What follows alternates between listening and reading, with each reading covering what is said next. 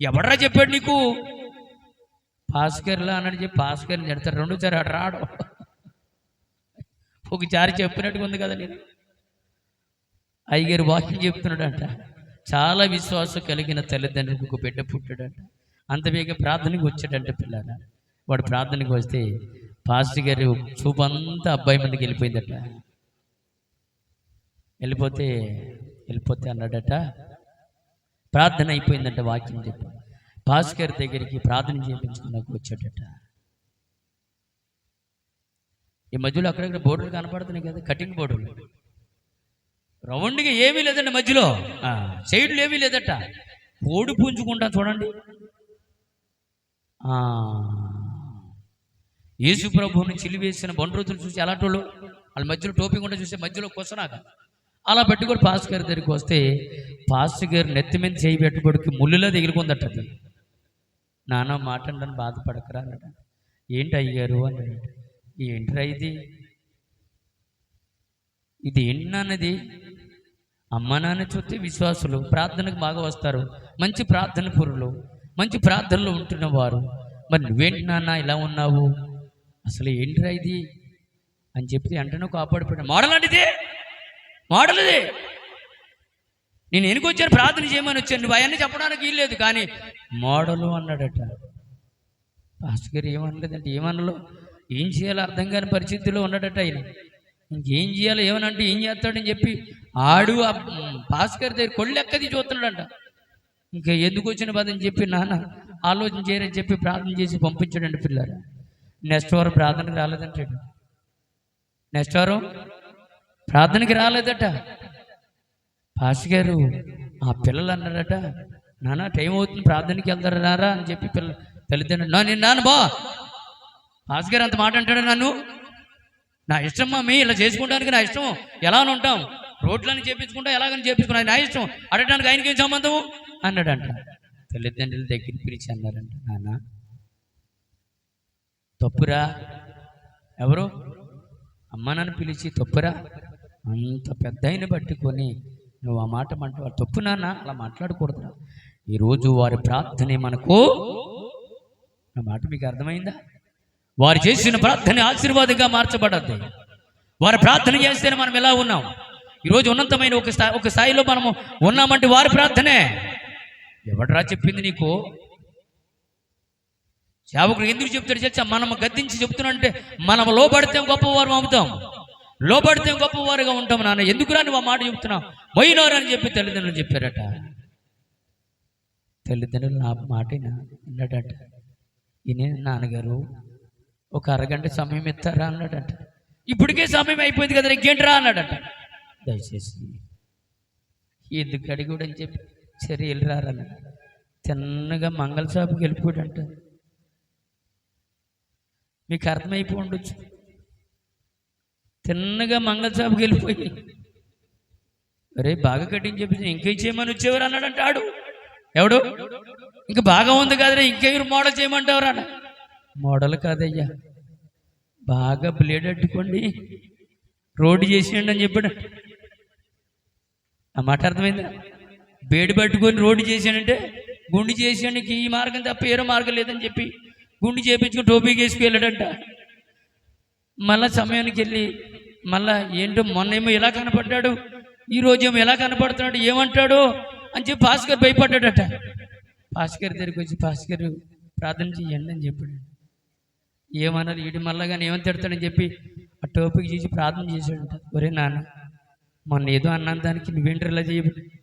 భాస్కర్ మీరన్న దానికి కాదండి, ఇంకే మార్గం నాకు దొరకలేదు, ఇంకే గేటింగ్ దొరకలేదు, ఇంక ఇదే మార్గం అని చెప్పి సూపర్కి తీపిచ్చేసాను. భాస్కర్ క్షమించడానికి పాలు పడిపోయాడు. దేవునికి చూద్దురా, వద్దు నాన్న నిలబడరా, మేమెంచి కొరకే చెప్తాను రా, మేమెంచి కొరకే చెప్తాను. ఎందుకు తెలుసా? మీరు బాగుండాలని, మీ కుటుంబాలు బాగుండాలని, మీ పిల్లలు బాగుండాలని, తల్లిదండ్రులు బాగుండాలని, అమ్మా నాన్న బాగుండాలని, మీ పిల్లలు మీ కుటుంబాలు హాయిగా నా దేవుని కొరకు బ్రతికేయాలని సేవకుడు గద్దించాడని బాధపడకరా. ఒకవేళ మాట అన్నానని చెప్పి ఒక బాధపడ లేదండి. ఇంటికి వెళ్ళిన తర్వాత నాన్నగారు అమ్మ ఇలా అన్నారు, అందుకే ఇంకేరో మార్గం లేదని చెప్పి శుభ్రంగా ఇక్కడి నుంచి మీరు చెప్పినట్టుగా నేను ఉంటానని చెప్పాడు. దేవునికి చూద్రా, ఆచారాలు కాదండి. ఎవరో ఎలా ఉన్నారని మనం అలా ఉండకూడదు. మనము క్రైస్తవులమో, క్రైస్తవులు పిల్లలవో క్రైస్తవులుగా ఉండాలి పిల్లలు. అలా ఉన్నప్పుడే మనం బాగుంటాం, మన కుటుంబాలు బాగుంటాయి, మన బిడ్డలు బాగుంటాయి. చూడు ఎంత బాగున్నాడు, ఇంటికి వెళ్తే నిక్కర్ వేసుకొని తిరుగుతున్నాడు కదా. కానీ పిల్లలు ఆచారాలు ఎందుకు వచ్చాయో మనం ఆలోచించేద్దాం. పండుగ చెయ్యకూడదా, చెయ్యాలని కాదు. అక్కడ బైబిల్లో మనం ఏం చెబుతుంది, ఏమి రాయబడి ఉందో మనం ఆలోచన చేయాలి. అందుకే పౌలు అంటూ ఉన్నాడు, పిల్లలు బాబు చివరిలో ఒక 5 నిమిషాలు చెప్తాడు. ఎందుకు వాళ్ళకి ఇచ్చానంటే, పిల్లలు మాట్లాడాలి, రోజు మాట్లాడాలి, కొత్త సంవత్సరం పూట మాట్లాడాలి, మనమందరూ వినాలి. ఇంకా పిల్లలు మాట్లాడాలని ఆశ. అది స్త్రీ పురుషులు కూడా అవకాశాలు ఉంటాయి, కానీ ముందుకు రావటం లేదు పిల్లలు. మీరు చెప్తుంటే నేను హాయిగా వినాలని ఆనందపడుతూ ఉంటాను. మీరు చెప్పి పాటలు పాడాలని, ప్రార్థన చేయాలని, పాటల్లోనూ వాక్యములోనూ అన్నిటిలో మీరే ఉంటే నేను ఆ పక్క నుండి చక్కగా విని ఆనందపడాలని ఆశపడుతూ ఉంటాం. ఈ మధ్యకాలంలో ఒక మాట మేము విన్నాము, అయ్యా మీకు పిల్లలు ఉంటే మీరు ఏం చేస్తారంటే, మా పిల్లలకు వాక్యం నేర్పిస్తామని చెప్పారు. మా పిల్లలు ఉంటే వాక్యం నేర్పిస్తాం, ఇంకా మా పిల్లలు లేకపోతే సంఘంలో ఉన్న వారికి నేర్పిస్తాం అయ్యా అని అన్నాం.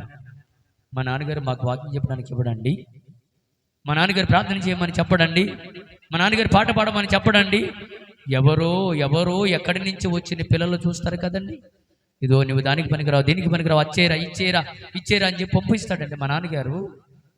ఏనాడు కూడా మా అమ్మకు కానీ, మా నాన్న కానీ, మా అమ్మకు కానీ, మా నాకు కానీ ఏనాడు ప్రార్థన కానీ, ఏనాడు పాట పాడడం కానీ, ప్రార్థన చేయమని ఏనాడు చెప్పలేదండి మా నాన్నగారు. అలాంటి వాడు ఉన్న ఒకటే, లేనివా ఒకటే అని చెప్పాడండి ఆయన. తండ్రి ఎప్పుడు సంతోషిస్తాడు తెలుసా? పక్కన కూర్చొని వాక్యమును ఉన్నది ఉన్నట్లుగా వాక్యమును వివరించినప్పుడే ఆనందపడతాం పిల్లలు.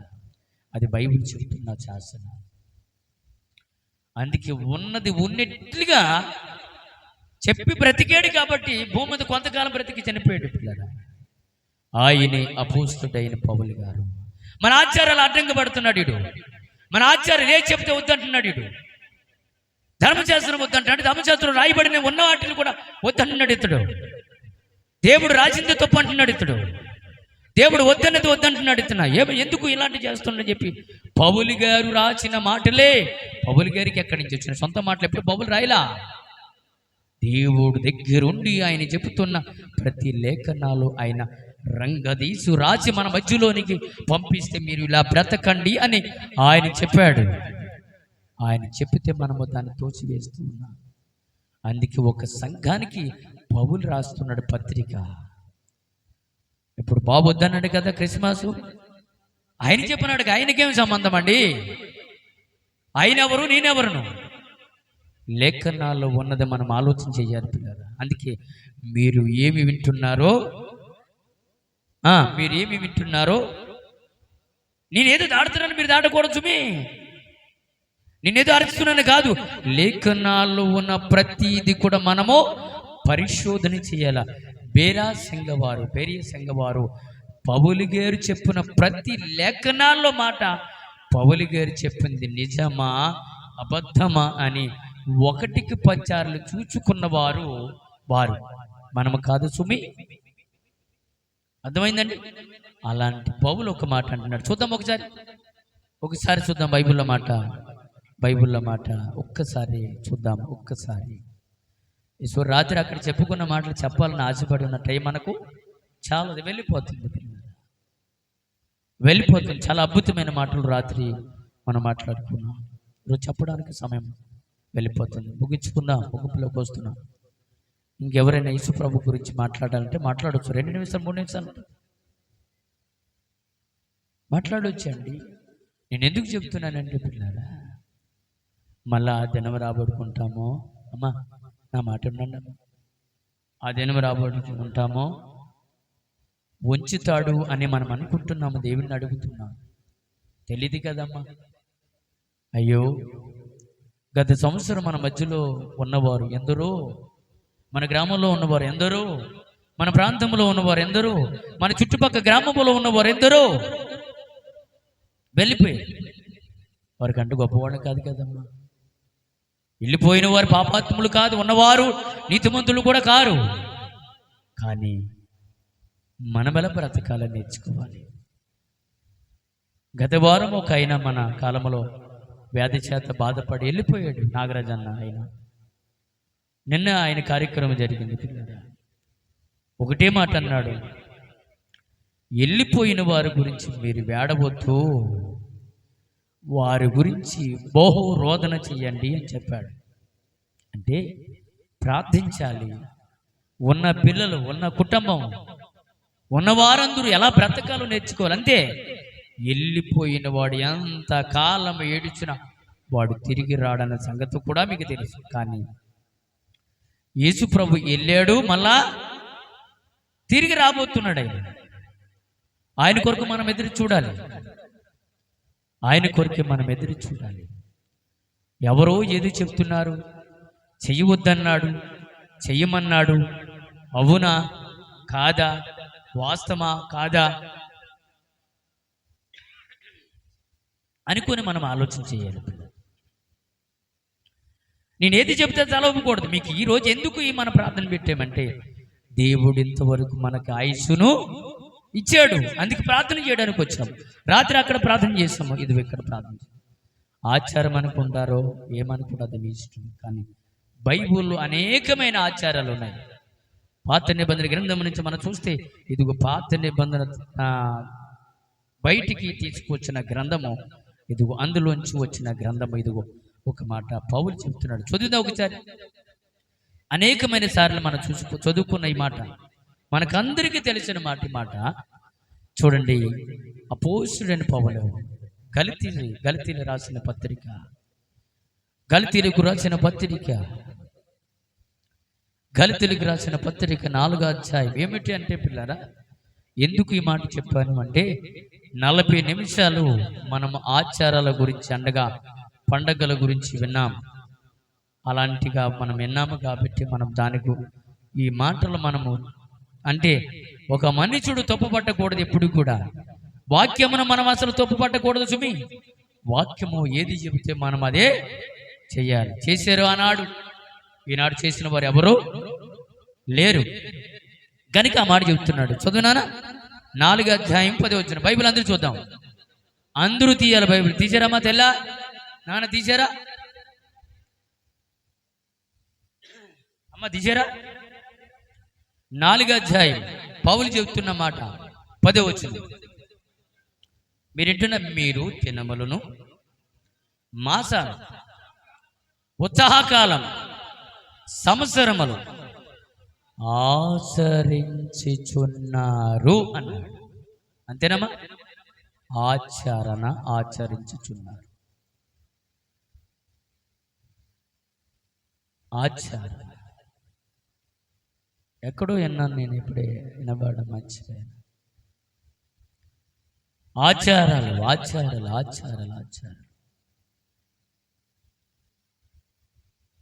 అమ్మ వందనాలు, కూర్చో, స్టూల్ ఇవ్వండి అమ్మ.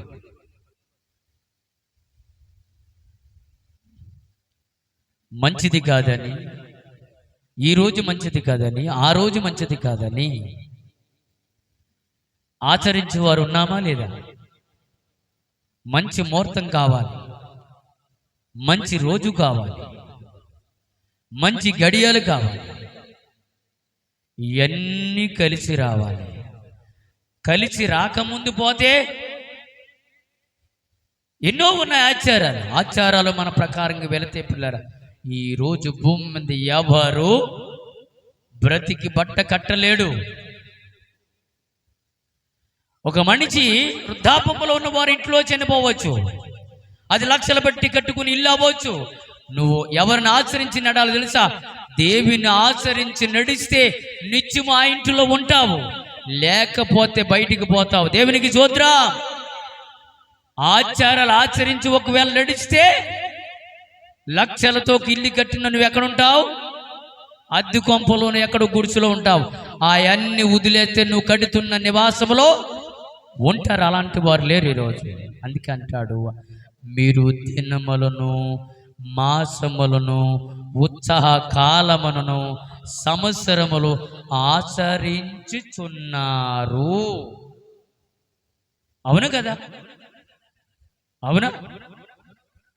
చెయ్యవద్దని అయినెవరు, చెప్పమని చేయడానికి వద్దు, చెయ్యమని చెప్పడానికి నేనెవరు అంటే బైబిల్ ఏం చెప్తుందో వాటి ప్రకారంగా చెయ్యాలా చేయకూడదంటే ఈరోజు మనం అందరము ఇలా ఆరాధించడం తప్పు కాదు. ఆరాధించి ఇంకా ప్రభు నిమిత్తం మంచి మంచి కార్యాలు చేయవలసిన అవసరత ఉంది. అలాంటి కార్యాలు చేయాలమ్మా. అప్పుడు ప్రభు చూసి ఆనందిస్తాడు, ప్రభు చూసి సంతోషిస్తాడు, ప్రభు చూసి మన ఇంకా ఇంకా ఆనందపడతాడని బైబిల్ చెప్తుంది. ఇంకా ఆచారాలు ఉన్నాయి, ఇంకా ఆచారాలు. పాత నిబంధన గ్రంథం నుంచి మనం చదువుకుంటూ వస్తే అక్కడి నుంచి వచ్చినవి ఆచారాలు. పౌలు ఎందుకు కొట్టారు తెలుసా? పౌలు ఉన్నది ఉన్నట్లుగా వాస్తవాలు మాట్లాడితే ఇదిగో మన ఆచారాలు తప్పు అంటున్నాడు ఇతడు. అనకపోయినా తప్పు అంటున్నాడు, అనకపోయినా తప్పు అంటున్నారు వాళ్ళు. కానీ మనం అలా చెప్పట్లేదు. బైబిల్లో లేఖనాలు తీసి చూపెడుతూ ఉన్నాం. ఆలోచన వెరగండి ప్రభు బిడ్డలారా, ఆలోచన వెరగండి. అన్ని రోజులు మంచివే, మనమే మంచివారం కాము. ఒక మాట చెప్పాలంటే మనమే మంచివారం కాము. ఎవరో ఎదురొచ్చారని, ఎవరో మనం వెళ్తున్నప్పుడు ఏదో జరిగిందని కాదు సుమి. నీకు అలా జరగాలని జరిగిందంతే. దాన్ని అవునన్నా కాదని చెప్పలేము. దాన్ని ఏ రోజుకి ఏమి జరుగుతుందో ఎవరికి తెలీదు. మనం ఎరిగి బ్రతకాలి. అలా బ్రతకవలసిన అవసరత ఉంది. ఈరోజు మనం ఇలా బ్రతికేమంటే దేవుని మహా కృపే అని మనం ఆలోచన జరగాలి. బాబు చెప్పిన మాటలకి మీరు తప్పుగా అబద్ధం చేసుకున్న వారు ఉంటారని, అందుకే ఆ మాట మీకు తర్వాత ఒక మాట చెప్పి నేను ముగిస్తాను ఈ కార్యక్రమం. తప్పుగా అబద్ధం చేసుకోకూడదని లేఖనాల మన ఆలోచనలు తప్పుగా ఉంటాయి. లేఖనాలు ఎప్పుడు కూడా తప్పుగా చెప్పబో. ఆ మాట మీకు చెప్పిన తర్వాత లాస్ట్లో నేను ముగిస్తాను. ఈలోపు ఒక 5 నిమిషాలు బాబు చేత చెప్పించాలని అనుకున్న మీరు ఆ వాక్యం కూడా వినండి. మన మధ్యలో సామున్నాడు, అందిస్తాడు. ఒక 5 నిమిషాలే.